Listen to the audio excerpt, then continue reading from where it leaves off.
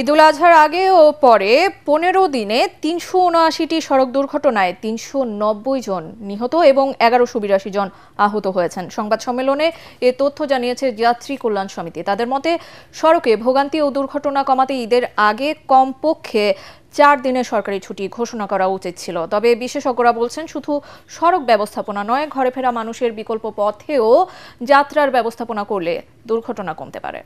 ইমদাদুল্লাহ বাবুর রিপোর্ট। প্রিয়জনের সঙ্গে ঈদ করতে প্রতি বছর ঢাকা ছেড়ে বিভিন্ন গন্তব্যে ছুটে যান প্রায় 1.5 কোটি মানুষ।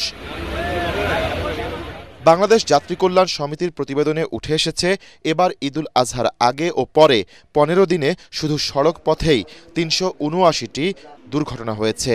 হতাহতের সংখ্যা গত বছরের তুলনায় 22.65% বেশি।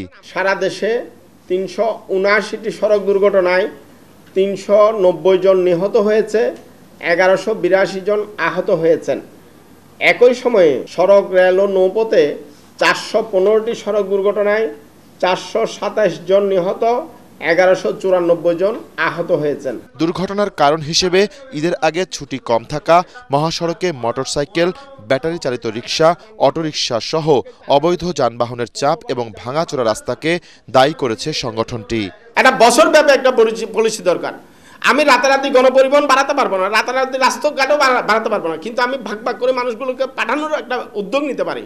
বুয়েটের দুর্ঘটনা গবেষণা কেন্দ্রের গবেষকরা বলছেন শুধু সড়ক পথে সরকার মনোযোগ দিলেই দুর্ঘটনা কমানো সম্ভব নয়। মনিটরিং করে আমরা খুব বেশি দিন কিন্তু আসলে এই রোড কন্ডিশনটাকে ভালো রাখতে পারবো না, বরং এটা ডিটোরিয়েট করবে ডে বাই ডে। আমাদেরকে যেটা করতে হবে, আমাদেরকে অবশ্যই রেল নেটওয়ার্কটাকে বিস্তৃত করতে হবে, ভালো করতে হবে, ওয়াটারওয়েটাকে ভালো করতে হবে। পাশাপাশি সড়ক পথ থেকে আমার অন্যান্য যে ভেহিকেলগুলো রয়েছে, নসিমন, করিমন, 3 হুইলার, সেগুলোকে আমার সরিয়ে ফেলতে হবে এবং ইন্টারসেকশনগুলোকে ভালোভাবে ম্যানেজ করতে হবে। সড়ক নিরাপত্তায় বিশেষ বরাদ্দ দেওয়ার পরামর্শ বিশেষজ্ঞদের। উন্নত বিশ্বে অলরেডি এই সমস্যাগুলো অনেক আগেই সমাধান করে ফেলেছে। তা ইনফ্রাস্ট্রাকচারটা ভালো করতে হবে। ইনফ্রাস্ট্রাকচার ভালো করার জন্য ম্যানুয়াল রয়েছে, গাইডলাইন রয়েছে। যেটার দরকার হচ্ছে সরকারের সদিচ্ছা এবং ইনভেস্টমেন্ট। এখানে রোড সেফটিতে ইনভেস্টমেন্ট লাগবে। মানুষ যারা মারা যাচ্ছে এটাকে আমরা কাউন্ট করছি না, অথচ প্রতিনিয়ত কিন্তু আমাদের প্রায় 20 জনের বেশি মারা গিয়েছে পার ডে এই ঈদে। সড়ক দুর্ঘটনায় প্রাণহানি এবং আর্থিক ক্ষতি কমাতে সরকারকে সর্বোচ্চ গুরুত্ব দেওয়ার আহ্বান সংশ্লিষ্টদের। ইমদাদুল্লাহ বাবু, ATN বাংলা, ঢাকা।